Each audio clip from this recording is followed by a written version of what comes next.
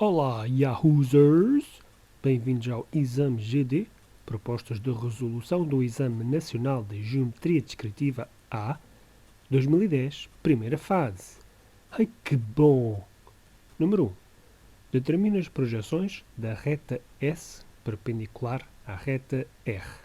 A reta R é definida pelo ponto A, 0, 11, 7, e pelo seu traço frontal F, com 7 de abscissa e 2 de cote. Obviamente, F tem afastamento 0. Vamos fazer as projeções da reta R, unindo as projeções de A e F. A reta S é concorrente com R e contém o ponto P 0, 5, 2. Eu não posso fazer já as projeções da reta S, porque não vão formar 90 graus com as projeções de R. Primeiro, tenho de passar por P, um plano ortogonal a R. Mas cuidado, não posso fazer os traços a passar por P1 ou P2. Primeiro, vou fazer uma reta ortogonal a R. Decidi fazer uma reta horizontal H ortogonal a R. A prova está aqui. H1 faz 90 graus com R1. Esta reta H tem um traço frontal, F'. Por este traço frontal, vou passar o traço frontal de um plano delta perpendicular a R.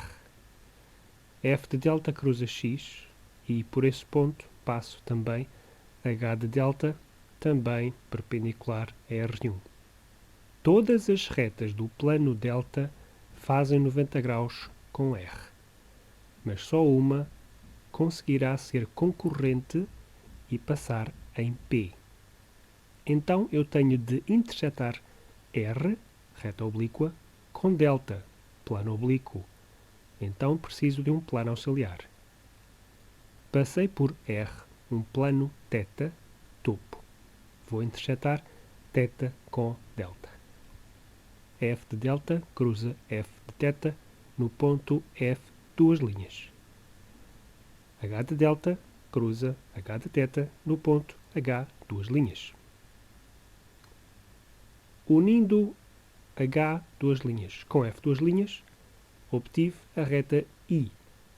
Na projeção horizontal, I1 cruzou com R1. Ali é o ponto I. E é este ponto I que se deve unir a P, porque o ponto I é o ponto de concorrência de R com S. E assim está feita a reta S perpendicular à reta R. Número 2. Este é especialmente difícil. Determina as projeções do triângulo LMN. O triângulo está situado no primeiro diedro. O ponto L, 4, 2, 4, é um dos vértices do triângulo. O lado LM é frontal e mede 7 cm.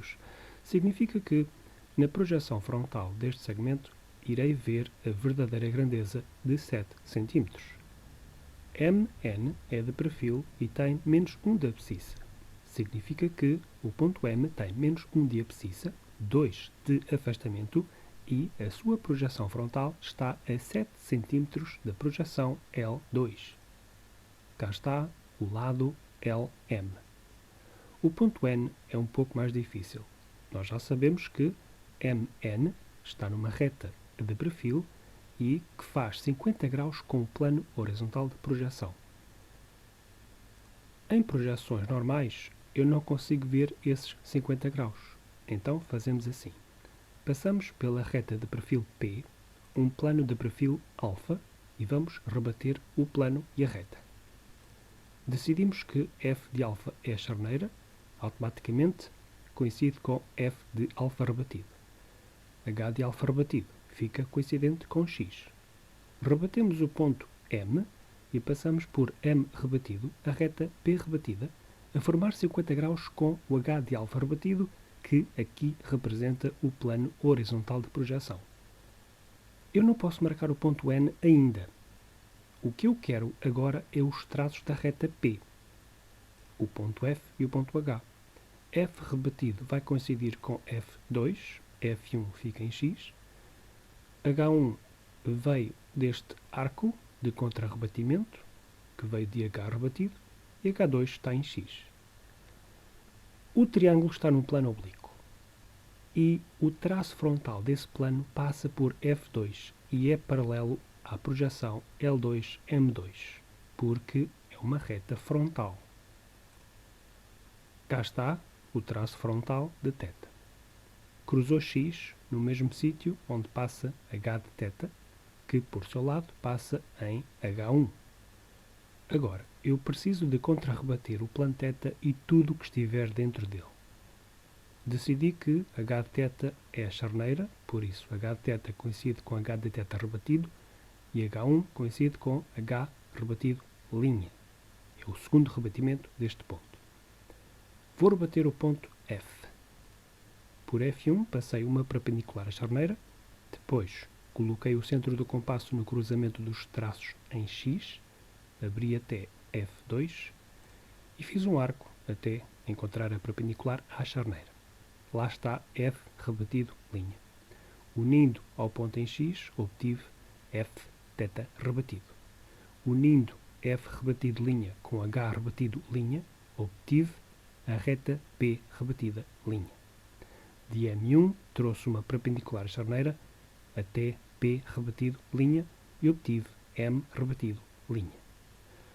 De M rebatido linha, passo uma paralela ao F θ rebatido e de L1 trago uma perpendicular à charneira para obter L rebatido. Este é o lado LM rebatido.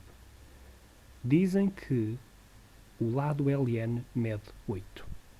Então, com o compasso, ponho o centro em L, abro 8 cm e corto a reta P rebatida.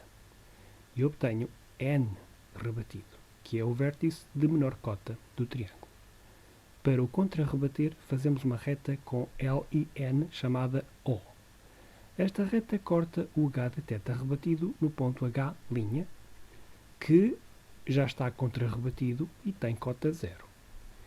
E vou unir as projeções de H' com L1 e L2 para obter O1 e O2.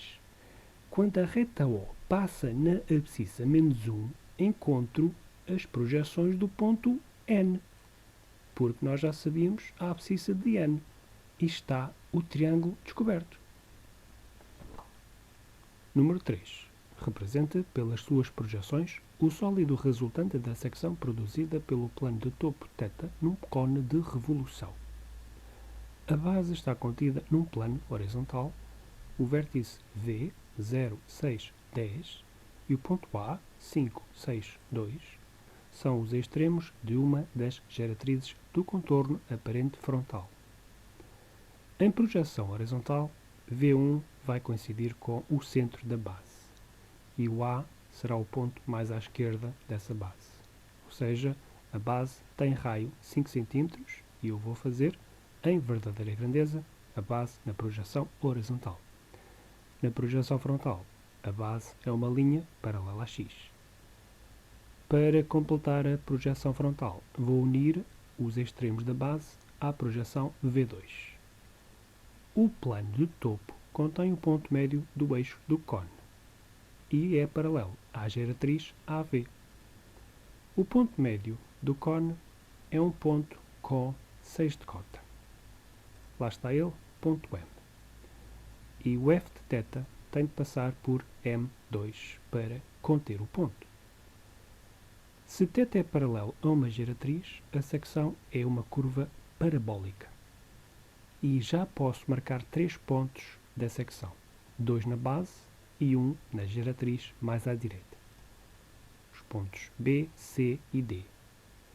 Mas entre a base e o ponto D há vários pontos que vão formar uma curva parabólica. Vou fazer o método dos planos paralelos à base. Fiz 5 planos, alfa, beta, delta, φ e ρ, todos paralelos ao plano da base, e cada um deles vai produzir 2 pontos de secção. Eles cortam o cone produzindo 5 círculos. E eu vou trazer as linhas de chamada que vão corresponder aos limites desses 5 círculos e vou fazer em projeção horizontal esses mesmos 5 círculos. O plano θ interseta os 5 planos horizontais, produzindo 5 retas de topo. E vou trazer essas retas de topo, intersetando-as com os círculos correspondentes ao plano que as contém. E assim obtenho 10 pontos que, unidos aos 3 pontos iniciais, vão constituir uma curva parabólica. Finalmente, vamos dar destaque à parte compreendida entre o plano secante e o plano da base. E, no interior da secção, preenchemos com linhas paralelas a X. Ficou bonito. Número 4. Construa uma representação axonométrica ortogonal de uma forma tridimensional composta por 2 prismas regulares. O sistema axonométrico é uma dimetria em que a projeção axonométrica de X faz ângulos de 125 graus com as de Y e Z. Temos 2 prismas, um deles tem uma base no plano YZ e o outro tem uma base no plano XY. São estes pares de eixos que vamos rebater. Primeiro fazemos o triângulo fundamental e agora, entre Y e Z, fazemos uma cópia deste lado do triângulo. X vai servir de diretriz que me dá o centro da semicircunferência que vai cruzar X neste ponto onde se cruzam Y rebatido e Z rebatido. Em baixo faço uma cópia do lado entre X e Y, faço a mediatriz desse segmento para ter o centro da semicircunferência que, por seu lado, cruza Z no ponto onde vão passar X rebatido e Y rebatido, linha. Duas faces do prisma hexagonal são horizontais e uma delas está no plano XY. O ponto A, com 2 de abscissa e 4 de afastamento, e o ponto B, com 2 de abscissa e 10 de afastamento, são 2 pontos dessa face. Uma das bases está no plano YZ, portanto A e B são da base com maior abscissa. No rebatimento de YZ, poderei fazer em verdadeira grandeza um hexágono com a medida A3-B3 rebatidos. Fiz arcos para achar o centro da base do prisma, fiz a circunferência circunscrita a essa base e dividi a mesma em 6 partes. E aqui está a projeção de perfil do prisma hexagonal. Trouxe paralelas ao Z rebatido a partir dos pontos menos afastado e mais afastado para saber que medidas deveria marcar aqui no rebatimento Y rebatido linha. E assim obtive a projeção horizontal rebatida. Agora, do rebatimento de YZ, tiro paralelas ao X e do rebatimento de XY, tiro paralelas ao Z. E desta maneira, obtive a perspectiva do prisma hexagonal. O outro prisma tem uma base no plano XY e há 2 pontos dessa base. P, com 2 de abscissa e 6 de afastamento, Q, com 2 de abscissa e 8 de afastamento. Isto significa que a base tem 2 cm.